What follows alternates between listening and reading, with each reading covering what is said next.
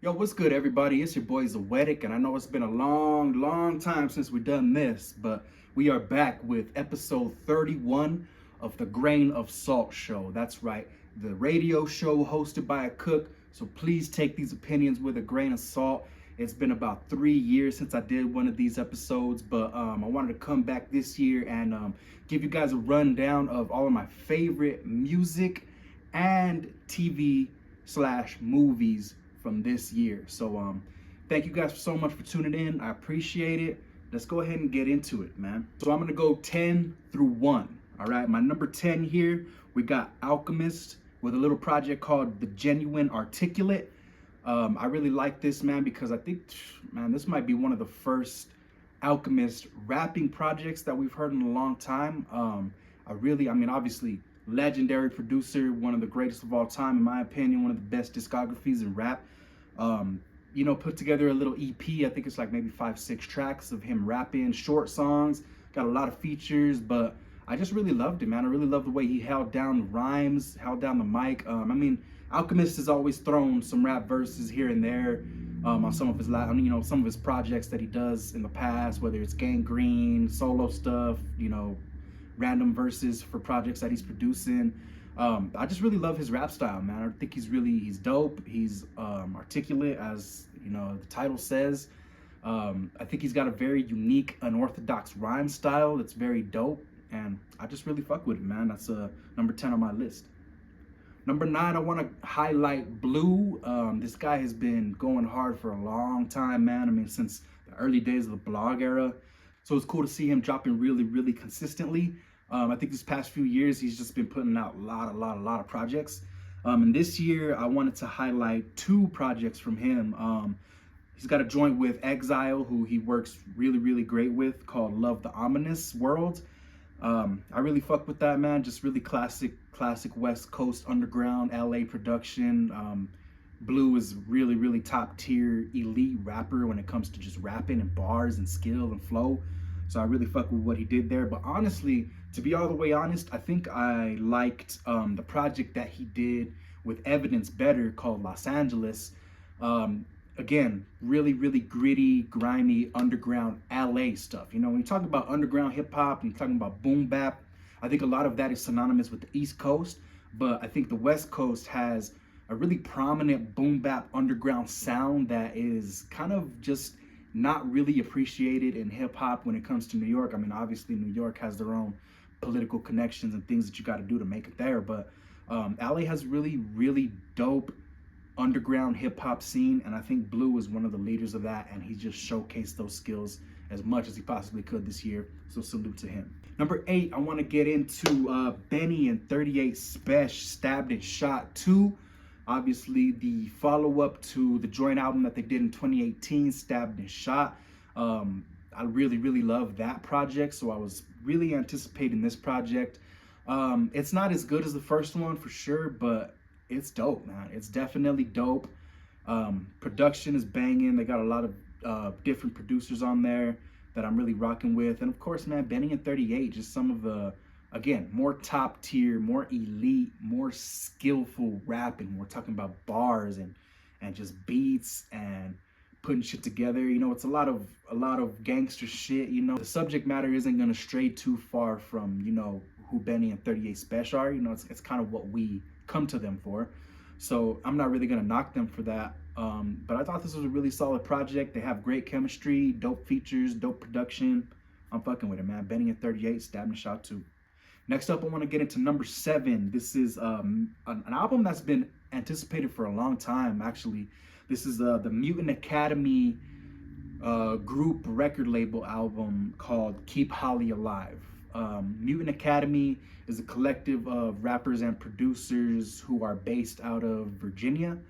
And they've been a collective slash record label for a really long time.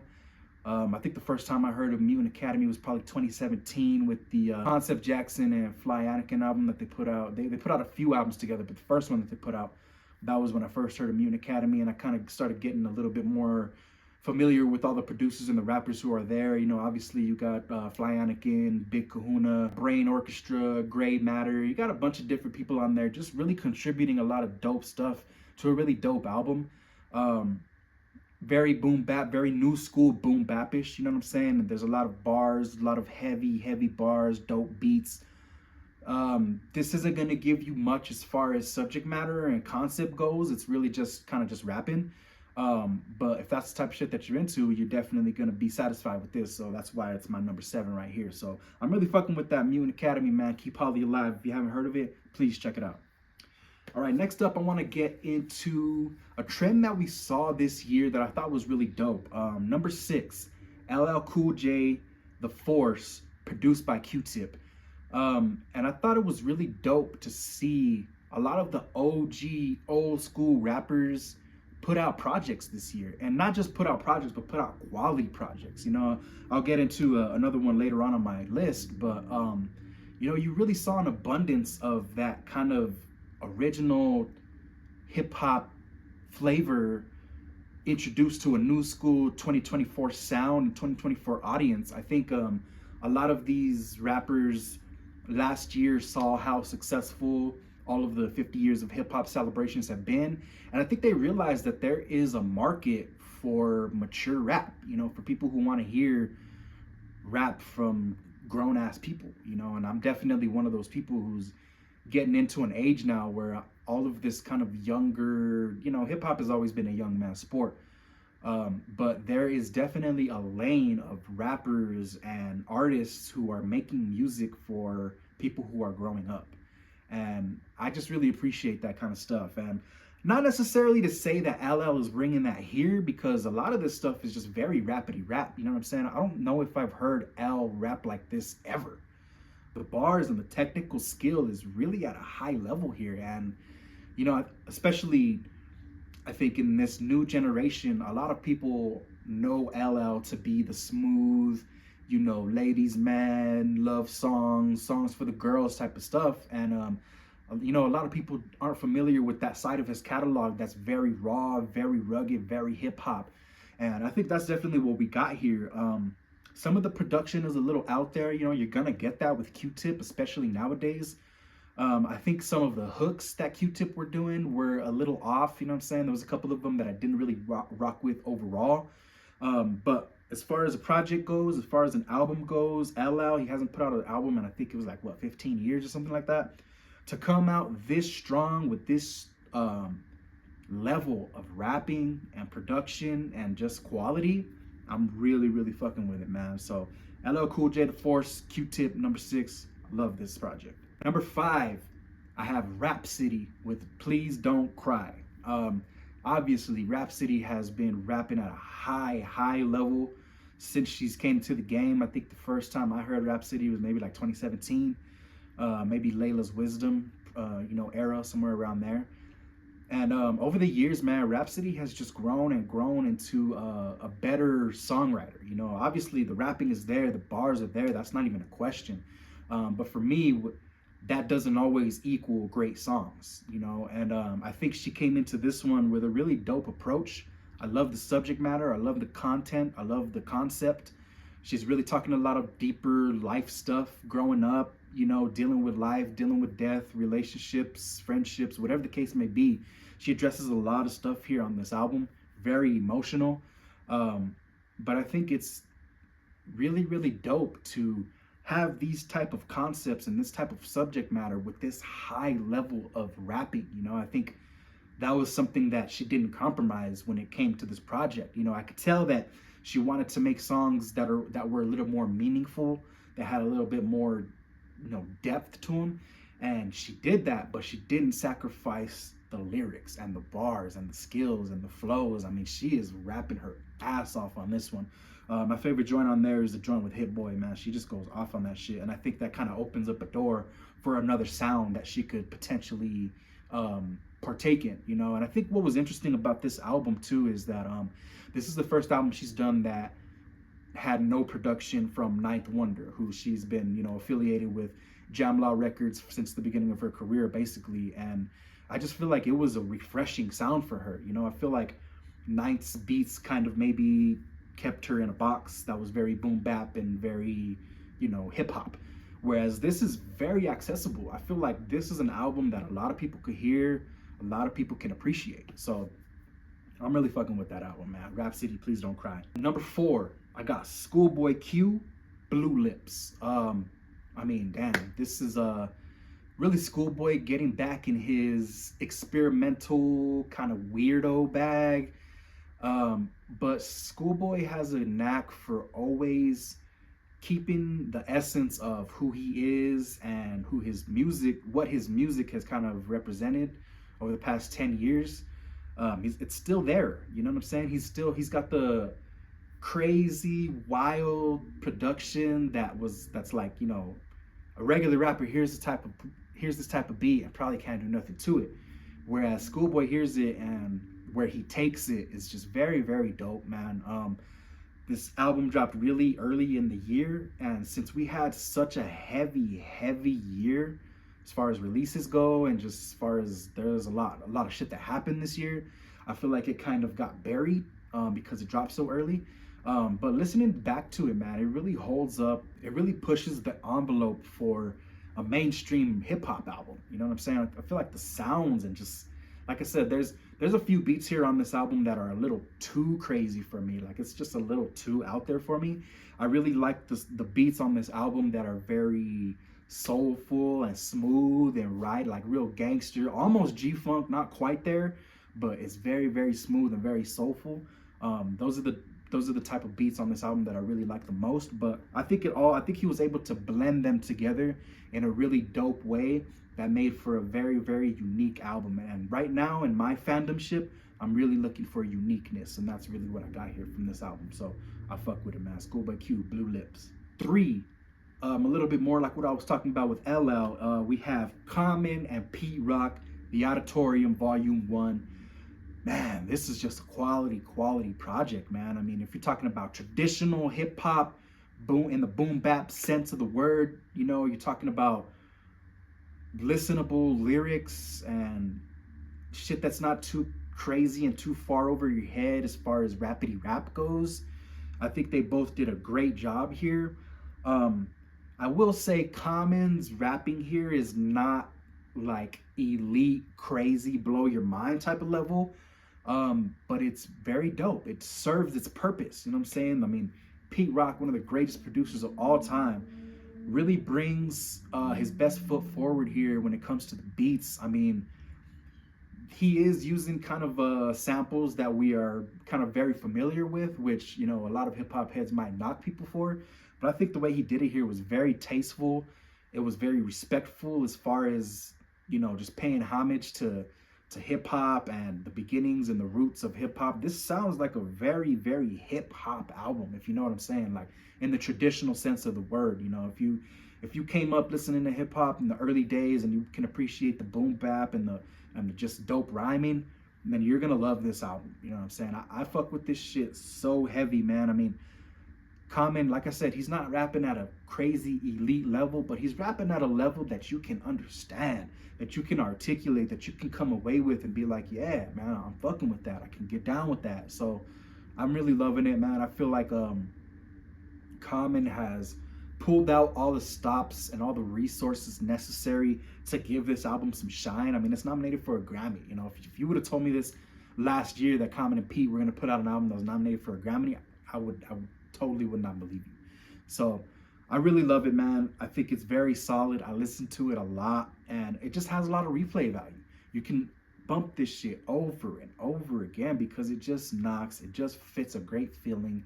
It doesn't take too much to listen to, and I just really fuck with it, man. Common and Pete Rock. Number 2, we have Doechii. Alligator Bites Never Heal. Obviously, TDE is having a monster year. A lot of releases here this year that have been super successful. And Doechii, man, I mean, obviously, you know, anybody who's kept up with TDE and kept up with what's going on, you know, they've signed Doechii for the past, I don't know, 5-6 years or so.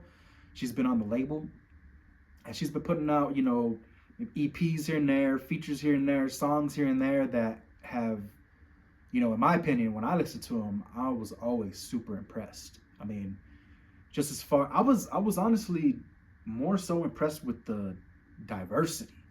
You know what I'm saying? She's able to do it all. Like, you know, whether she's rapping on a hardcore hip hop joint, or she might be doing some singing shit with like Katy Perry pop star type shit, you know what I'm saying? And it all sounds good to me. So when it comes to this album, man, this is just an incredible album from top to bottom.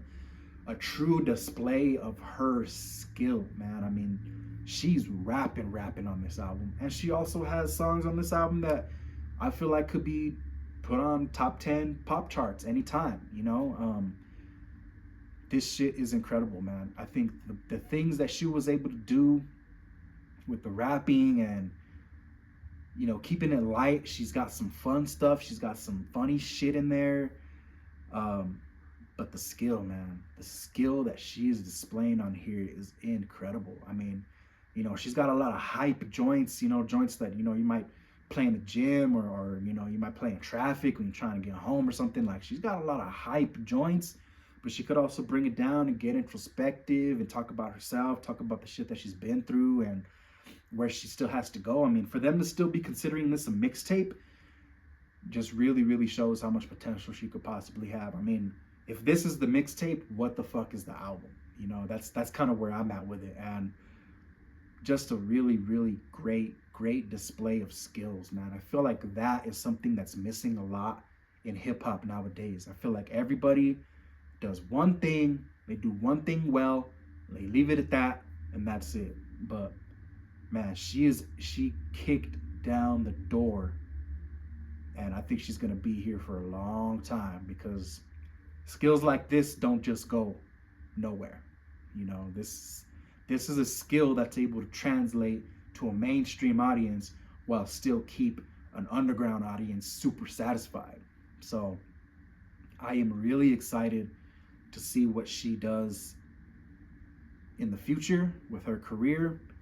I hope she doesn't lean too much into the pop star shit, because that's going to turn me off, and that's going to keep me coming back to projects like this where I can actually get my dose of rapping.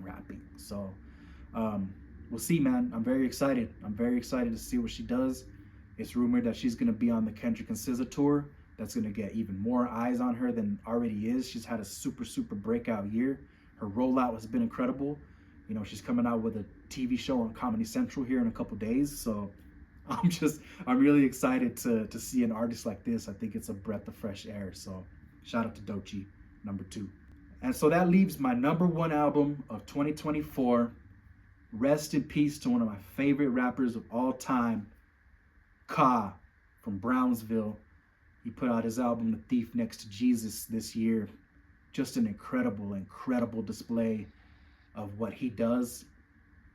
Man, it's kind of hard for me to talk about, because I've been listening to Ka for a long time.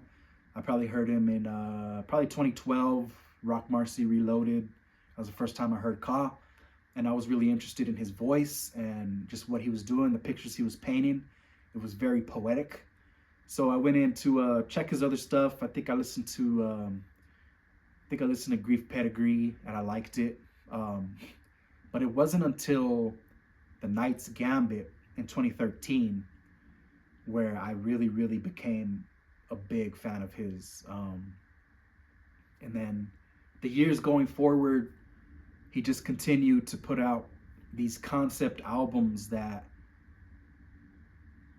to me, I hadn't heard albums that were so dedicated to a concept, you know? I mean, especially these days in music, you know, people might say, oh, concept album, this and that, but it's really loosely based on a concept. Whereas, you know, Ka will put out a concept album, and even the shit he's sampling has to do with the concept, right? I mean, the way that he raps, the way that he paints pictures is just unlike anybody that I've ever heard before.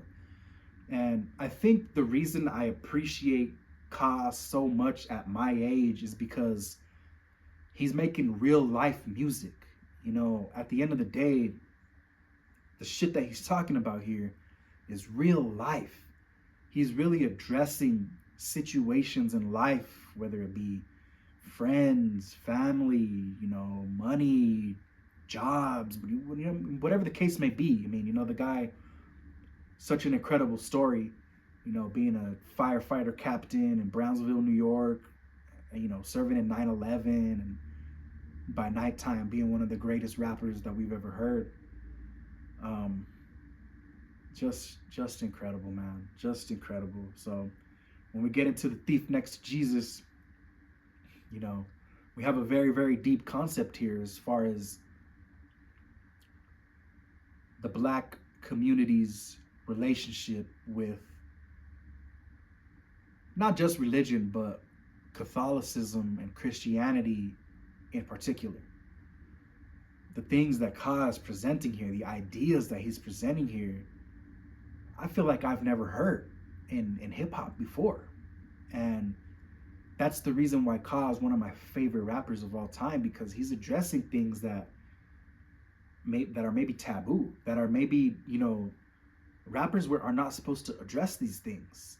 We haven't heard too many rappers address the type of shit he's talking about here. And to be so dedicated to a theme, to a concept, to a narrative, it's such a beautiful thing. It's so beautiful. And the pictures that he's able to paint with his words are just unparalleled.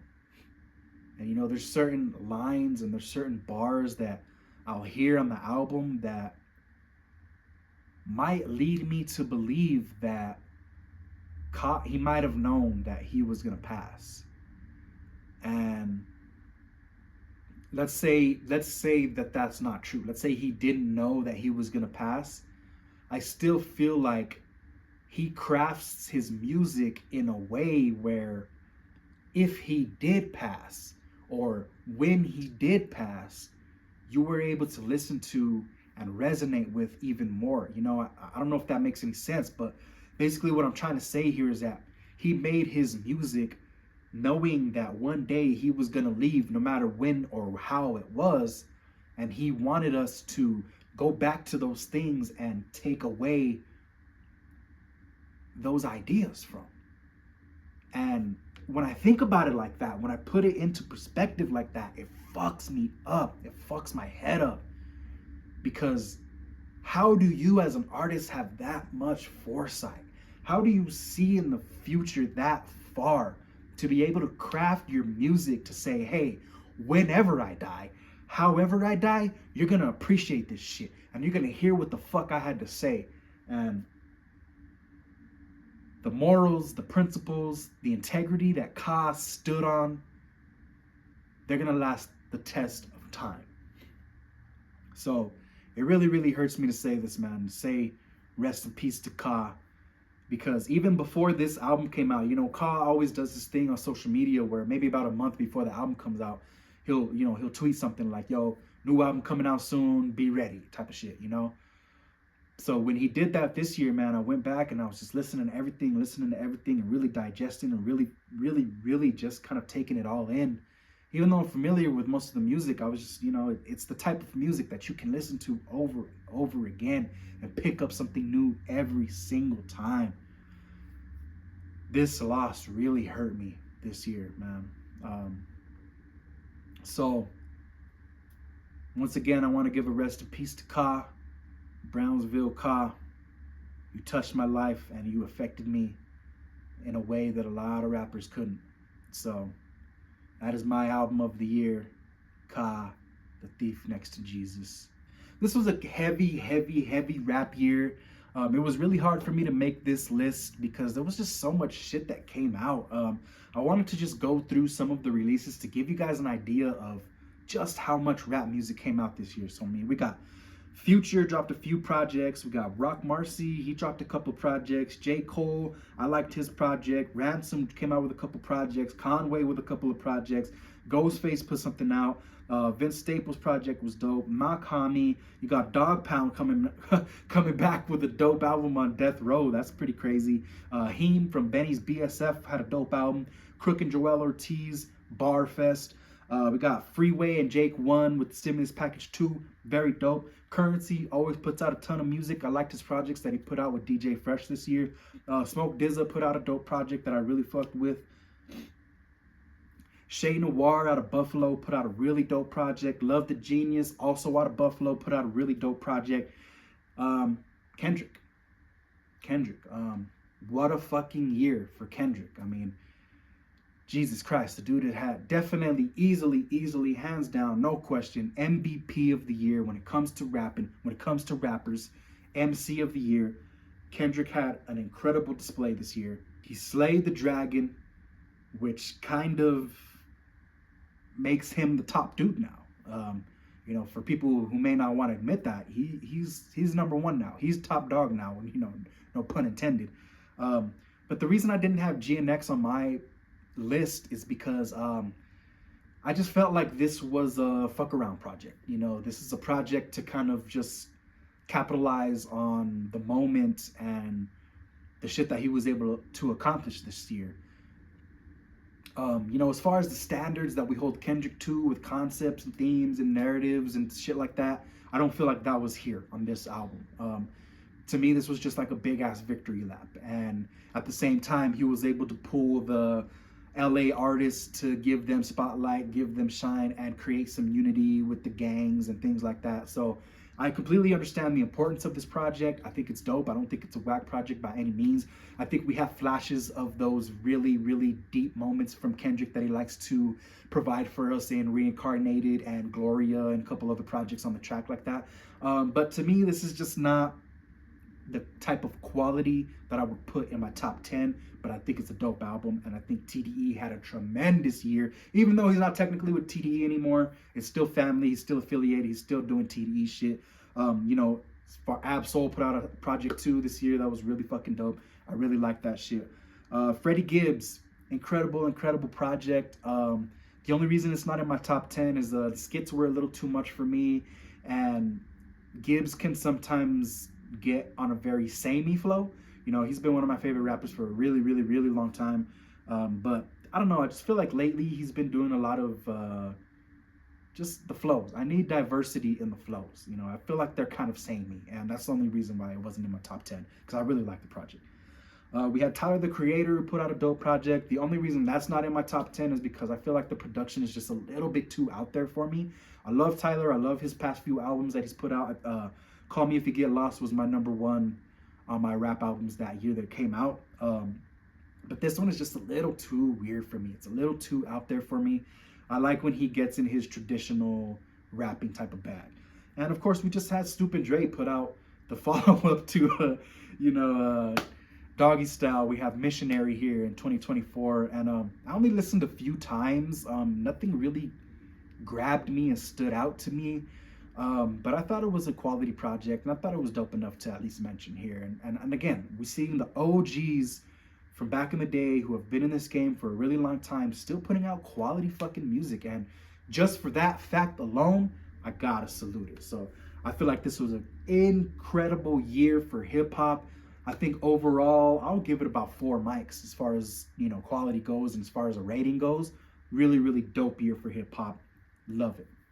All right, so let's go ahead and get into my next list. Right here, we have my top 10 R&B albums of the year. All right, man, I'm gonna go through this one a little bit quicker. So, number 10, I have The Sacred Souls, Got a Story to Tell. Very soulful music, very vintage, very inspired by the old school oldies, classic oldies that we've heard from like the 60s and 70s type of soulful stuff like that. It's really dope to hear a band like that kind of breaking into a more mainstream audience. I kind of hear and see their music everywhere at this point, but they're not on the charts or anything, but people are listening to this shit, and I really like that album. Number 9, we got Charlotte Day Wilson with Cyan Blue. Charlotte is a really dope vocalist out of Canada. Heard her on a few different projects throughout the past, I don't know, maybe 5-10 years. And she's always been a really dope vocalist. She put out a small project this year, very emotional, very down tempo. She got a song on there with Snow Allegra that I think is really dope. Just really dope R&B album. Number 8, we have Sir with Heavy. That dropped really early in the year, but throughout the year I would revisit it, and man, this shit still holds up, man. Very quality. Again, TDE just having a monster fucking year this year. to even be doing it on the R&B side is just incredible. So Sir with Heavy, really, really quality project. 7, I got Be My Fiasco with Pretty Little Love. She is out of the foreign exchange camp with Fonte and Nicolay doing a lot of the writing and production there. Just quality shit, man. Quality shit. There's a couple of dancey records, kind of housey records on there that I really like, and that's my bag. I really love house music, so I really thought it was a quality project. Her vocals are really dope, very fresh, and the shit jams, man.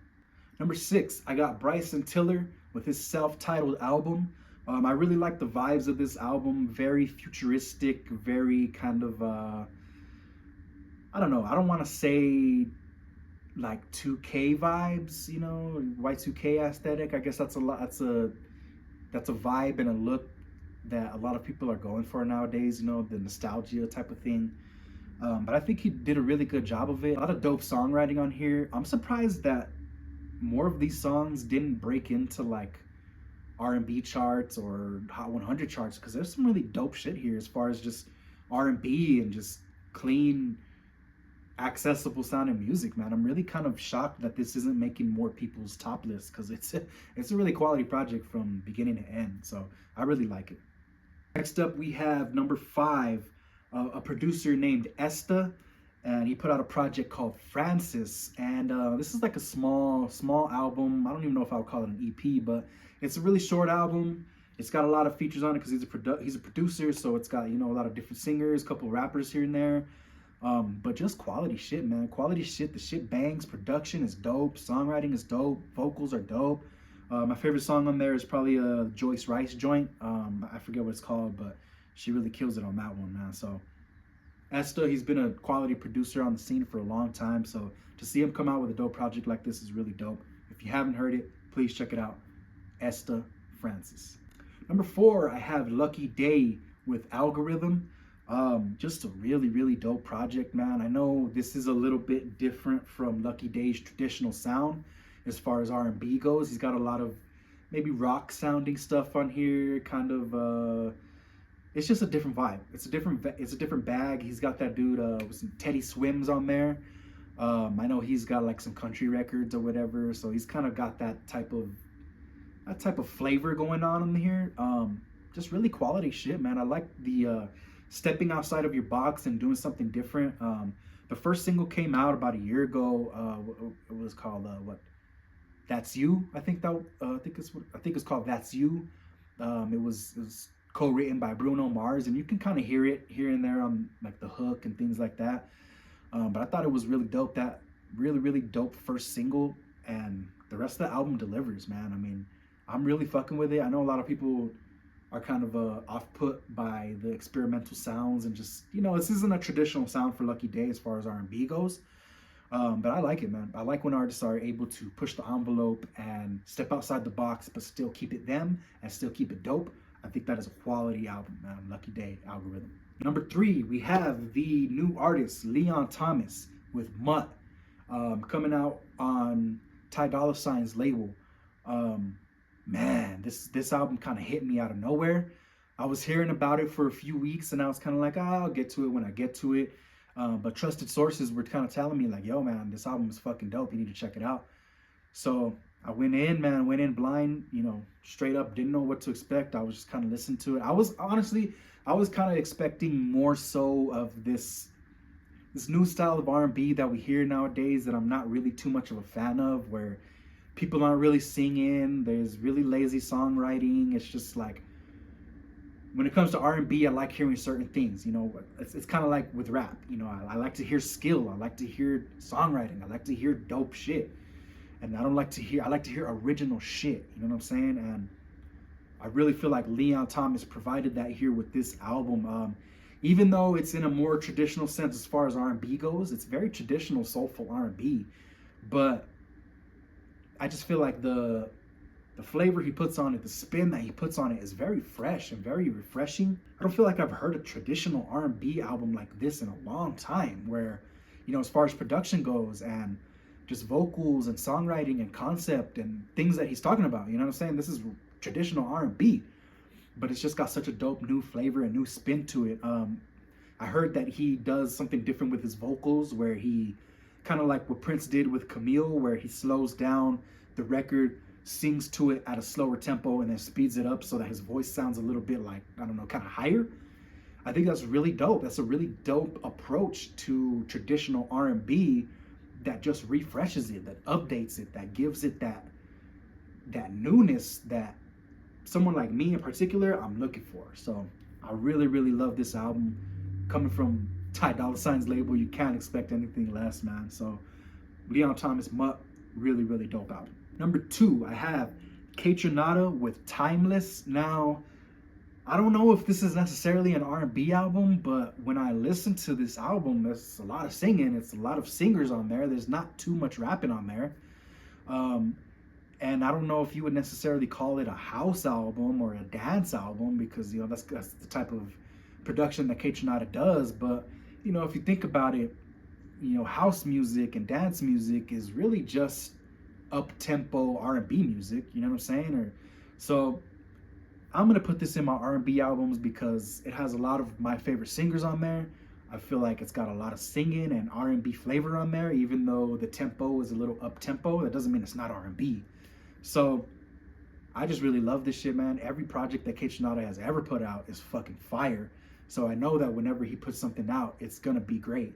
That's something that I can guarantee when I listen to something. But man, this album is just quality, man. I really love what he's doing with the production here, as far as like sampling, you know what I'm saying? Like he's really a dope sampler, as far as just, you know, you hear little shit, it's like, oh shit, okay. Like I've heard that before somewhere else, but it's just like I haven't heard it this way.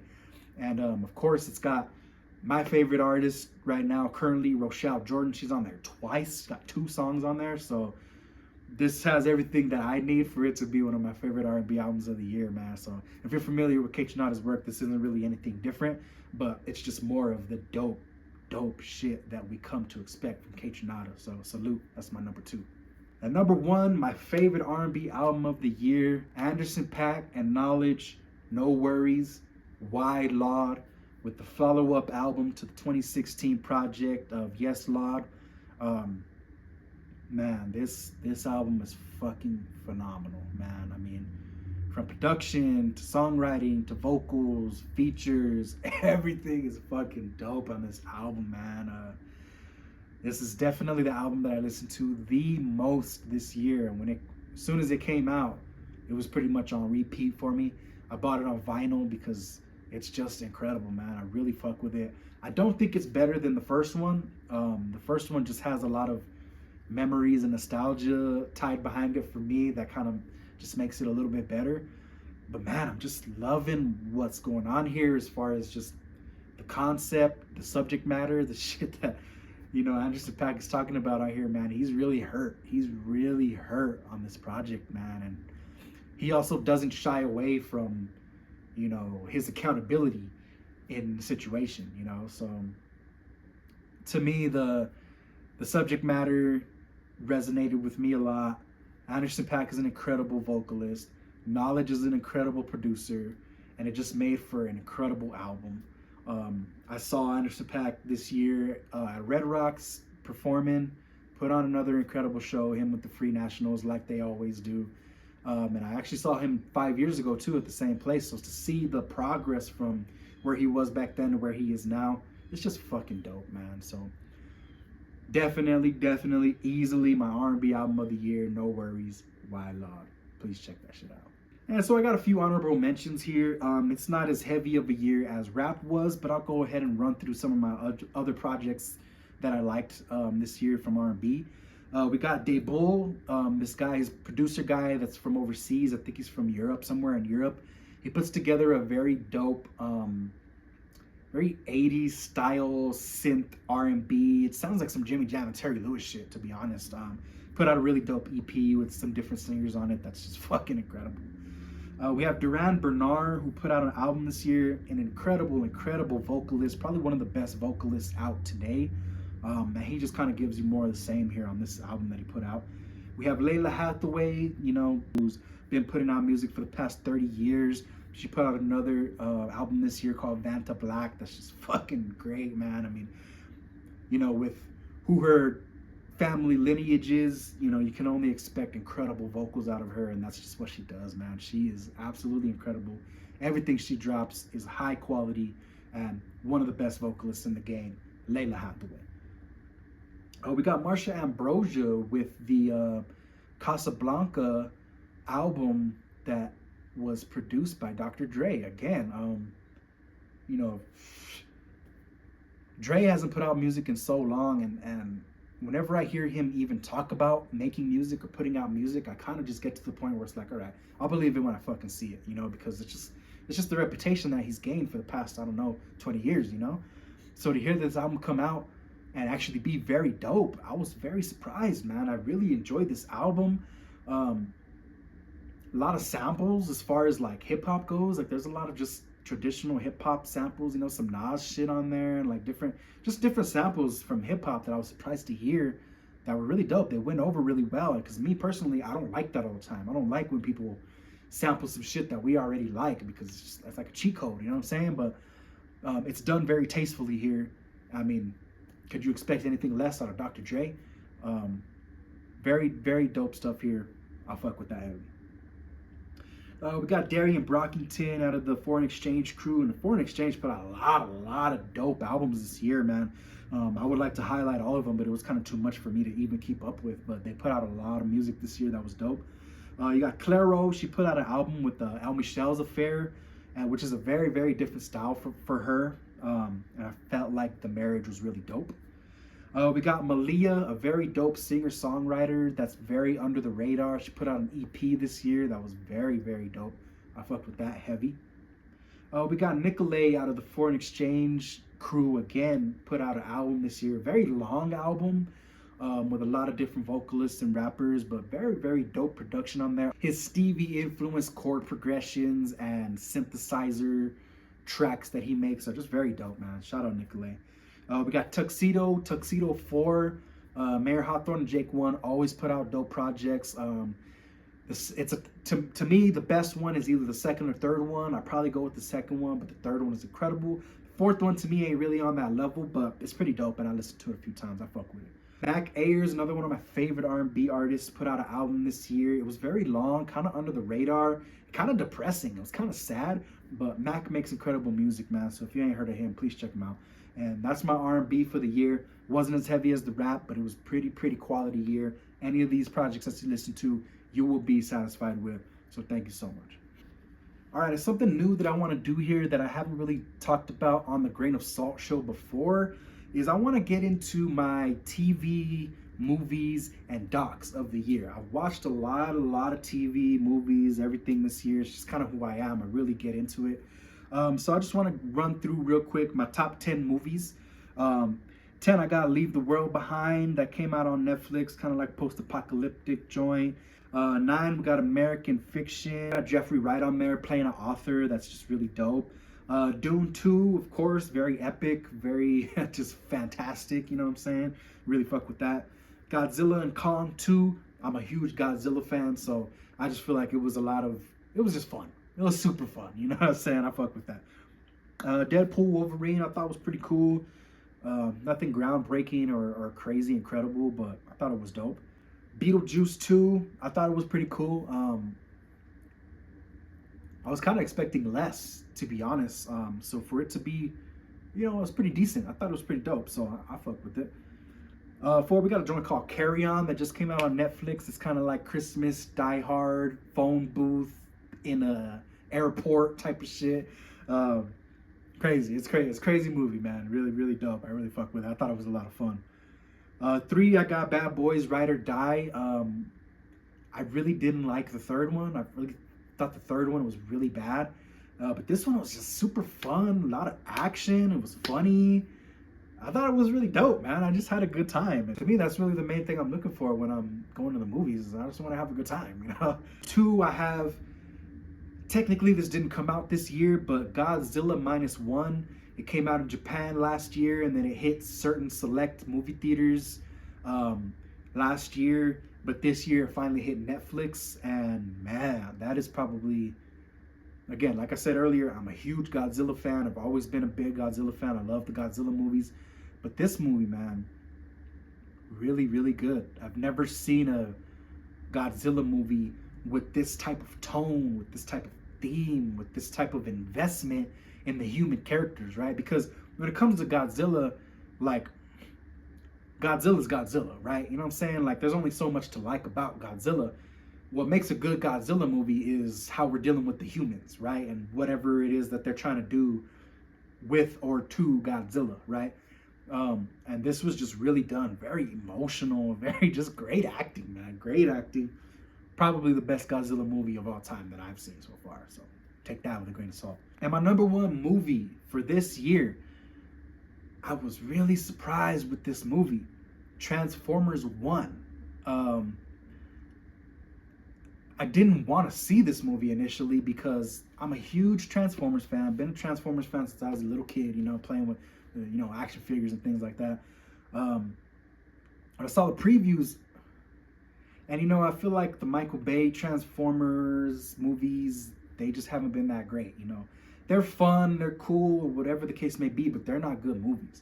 Like the first one, I think the first one is good, and the rest of them are kind of just like ridiculous, you know what I'm saying? But this movie I felt like was unique in the Transformers universe because this is the first movie we've seen in this era of Transformers that didn't have any humans in it. And, kind of like similar to Godzilla, I feel like a Transformer movie, you know what to expect from the Transformers. It's the story behind the humans that are either going to make or break the movie. And I'm so glad that we didn't have to deal with that here. All we had to deal with was this like prequel of, Optimus and Megatron being friends and being cool. Like I don't know. Like I don't keep up with the comics and the canon and what's really, true to the story, but I've never heard a story told like that, that and the thing that set me off about this is the previews were so fucking goofy and silly. Like it almost seemed like a spoof, like a parody movie, and that really turned me off. But when I went in and saw it, man, it was the type of depth and the type of emotion that I just wasn't expecting, man. Like holy shit, the way that they really told this story of Optimus and Megatron becoming enemies, fucking incredible, especially for a Transformers nerd like me, man. I've already watched it like 3 times now since it's hit this, streaming platform, just because it's so damn good, man. I really, really enjoyed it. It's fun, it's emotional, it's got those action moments, the fight scenes are dope. It's dope, man. Easily my favorite movie of the year, Transformers 1. Let's go ahead and get into my favorite shows of the year. We'll run through this pretty quick. I couldn't even come up with 10, but I'll start with number 9, the Griselda show that came out on Netflix starring Sofia Vergara. I thought it was cool, you know what I'm saying? More, drug glamorizing type shit, but I thought it was entertaining for the most part. Number 8, I got Raising Kanan, that dropped at the very, very top of this year. Raising Kanan continues to be the only show in the Power universe that I give a fuck about. I just think it's very well done, and the character Rock on there, I believe, is just one of the best characters on TV right now, man. I mean, she is fucking bodying that role. I think she deserves some type of Emmy Award, something, recognition for her role, because this first 3 seasons, she has absolutely bodied it. 7, we'll get into Mr. and Mrs. Smith, the reboot show that Donald Glover did. I thought it was pretty cool, pretty entertaining. For a binge watch, pretty dope. I fuck with it. Number 6, I got the Vince Staples show. Very weird, very unorthodox storytelling as far as that's kind of what I've come to expect from Vince. He's a very, very eclectic type of dude when it comes to creativity, and I loved it, man. Very just weird, kind of like Atlanta with a little mix of Twin Peaks. It's very dope, very dope. It was kind of too short though, man. 6 episodes, they were like 20 minutes each, ran through the season in no time basically. So I'm really excited to see what happens with season 2. I know it got renewed for season 2, so I think it's gonna do well. I think it's gonna be dope, and I'm looking forward to it, man. 5, I got Invincible, that also dropped at the top of this year. And I am including animated stuff here. So it's just, the shows that I watched this year, a couple of them that were dope were animated. So when it comes to Invincible, man, season 2, part 1, I don't know, I hate when they split up the seasons and the parts and this and that. But it is what it is, man. The show is high quality, very dope storytelling. Just just crazy, man. I mean, the action and the violence and the fighting and just the scenarios. It's a very out there type of show. I never read any of the comics. I know that you got people out there who are dedicated fans of the comics and whatnot, but I think this is a very very quality show. Easily one of the best is coming out, and I can't wait to see the new one that's coming out soon. Number 4, I have House of Dragons from the Game of Thrones universe. This season to me was not that great. Just very slow, very build up. There wasn't much that happened as far as the storyline is concerned, and a lot of stuff was dragged out. Compared to the first season, there was a lot of shit, a lot of action, a lot of time passing, a lot of shit that happened in that first season. So the second season to me was just a bit of a drop off when it comes to the action and the storytelling and just the progress of the story. I feel like we didn't really get much from this season. You know what I'm saying? Like there's just not that much that happened for the season. So that's why it would be higher on my list, but because the first season was so great, but this season just didn't really do it for me. But nonetheless, it's still on the list because it was still quality TV. So I'll fuck with it.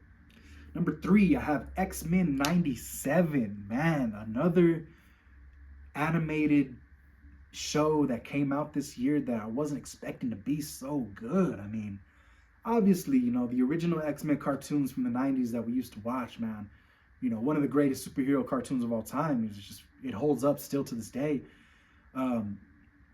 But this, man, the spin that they put on this, the drama, man, it's just dope, man. I'm on the edge of my seat every time I watch the show, man. It's really, really dope. So I know it's already been renewed for season 2. I'm really interested to see, because I'm sure that this show is gonna usher in the X-Men to the current MCU that we're in right now. So I think Marvel is in a very particular place. Things could go one way or the other, but I feel like this show, right, this X-Men 97 show, is a great start and a great way to usher in the X-Men to this timeline that we're supposed to be in. So quality shit. Number 2, I got season 3 of The Bear. Man, this show is too short, man. The show is way too good to be 30 minutes an episode. So you run through the season like that, but man, the way that they are able to just display anxiety and just,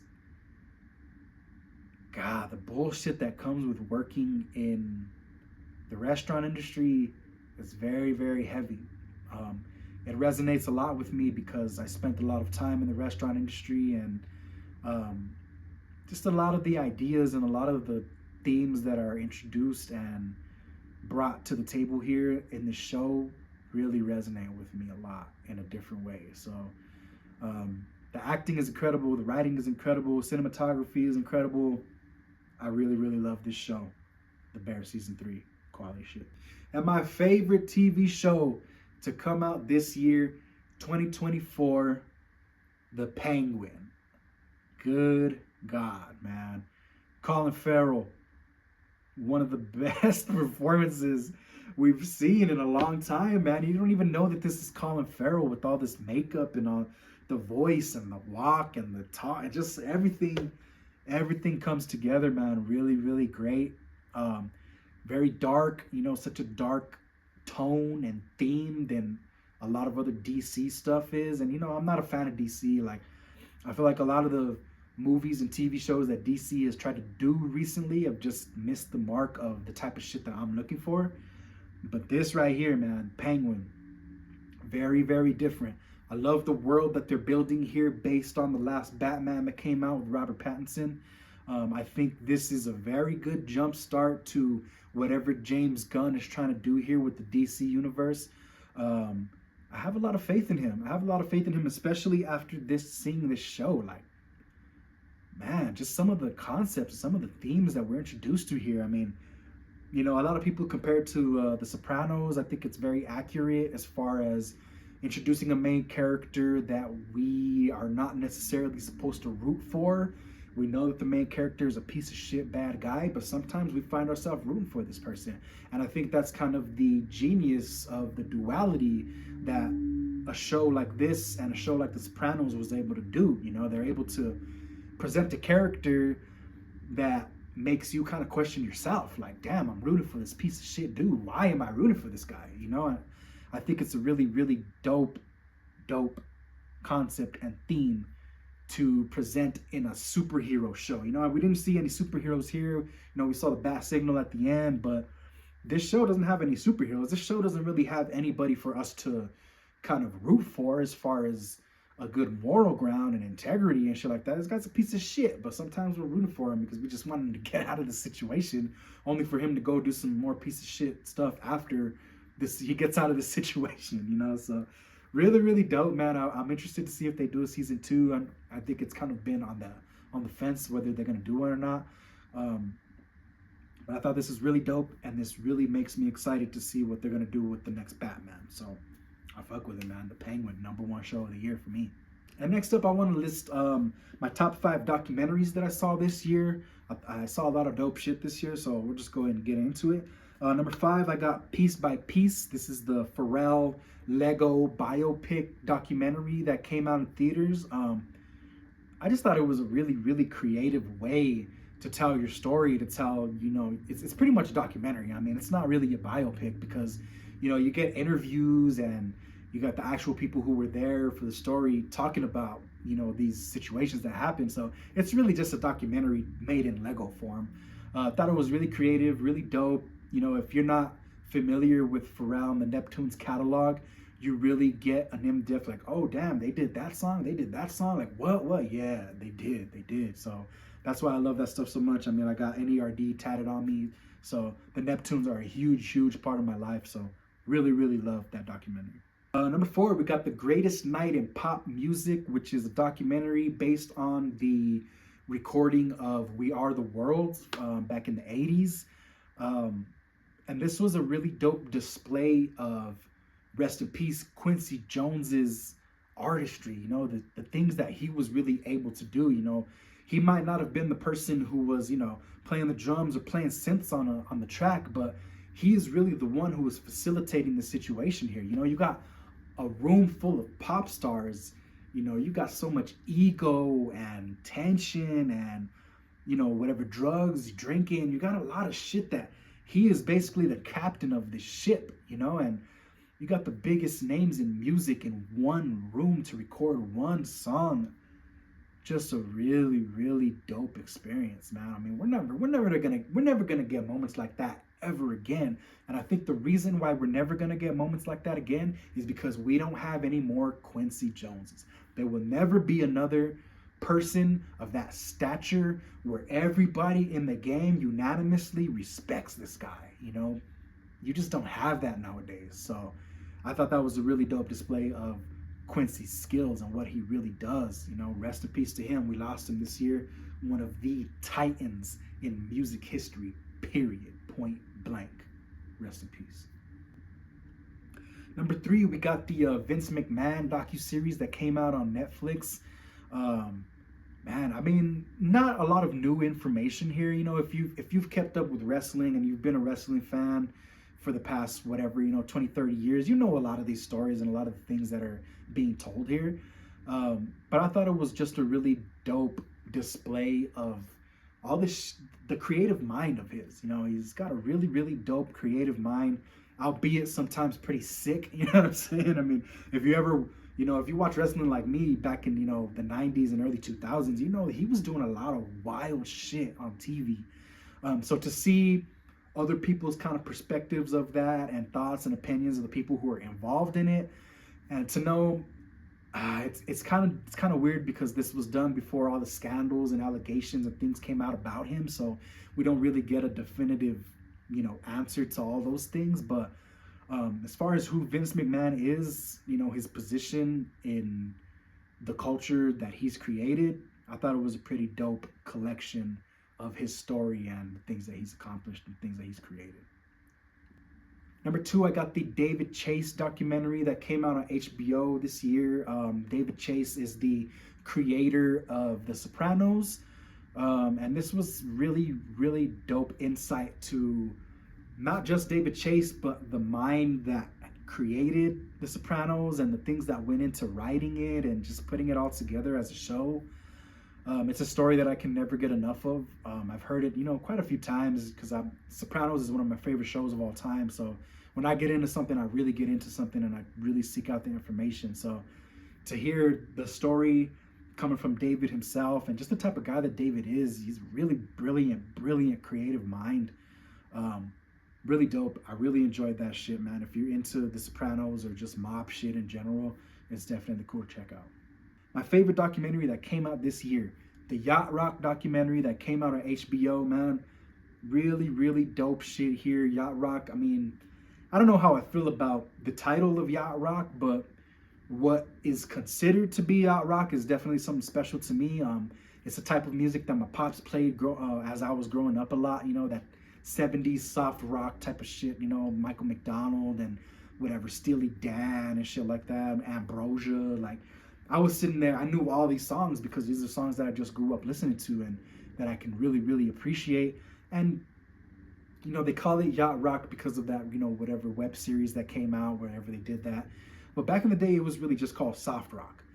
And, now that I'm listening back to it and kind of deciphering and picking apart what really made the music, man, the shit was just R&B, bro. Like, it was just white people making R&B, but since they were white people, they couldn't call it R&B, so they had to call it something else, so they called it soft rock. You had a radio station back in El Paso, I was from, back in Cruces, we would get a radio station from El Paso called Sunny 99. Soft rock, yacht rock, blue-eyed soul, whatever you want to call it, that's always been a very prominent genre in my life. It's something that my pops and my parents just grew up listening to, so I always had an appreciation for it. And I just felt like it was a really dope story, the way that they told it. You had the actual people who were there, except for, Donald Fagen and Walter Becker, rest in peace. They kind of crowned them as creating yacht rock. So just really, really dope if you want to get into something that's a little different from R&B and hip hop. So very dope. Overall, 2024 was a very dope year as far as entertainment goes. These lists that I got have provided some really, really quality shit for you to go to and just take in and just really appreciate. I thought it was a really big year for everything, especially music, just a really good year. I would be remiss if I didn't let you guys know, if you did not know, my new album that I just put out this year, Name Your Price, is available everywhere now. I got some cool content that I've created behind this, some cooking stuff, some album breakdowns and things like that. So if you haven't listened to it, if you haven't checked out all of that stuff, please go check it out now. I really thank everybody who supported me throughout this stuff. It feels really good to be doing another episode of Grain of Salt Show. It's been a long time since I just sat down and talked about music with you guys. So it's really good to come back with a strong year. I just hadn't been doing it the past few years because there's just been a lot going on in my life that I didn't want to do it. So now I'm in a position, man, where I just, had a good year. Had a lot of stuff that I enjoyed this year. So I wanted to share it with you guys. So I appreciate it very much. I don't know when we're going to do this again, but, we'll see what happens. Keep your ears open, keep your eyes open, and we'll see what happens. But once again, thank you guys for all your support. At Zoetic5D on all social platforms. FifthDimensionLC.weebly.com is the website. This has been another episode of the Grain of Salt Show. Everybody have a great, happy new year. Much success in 2025. Peace.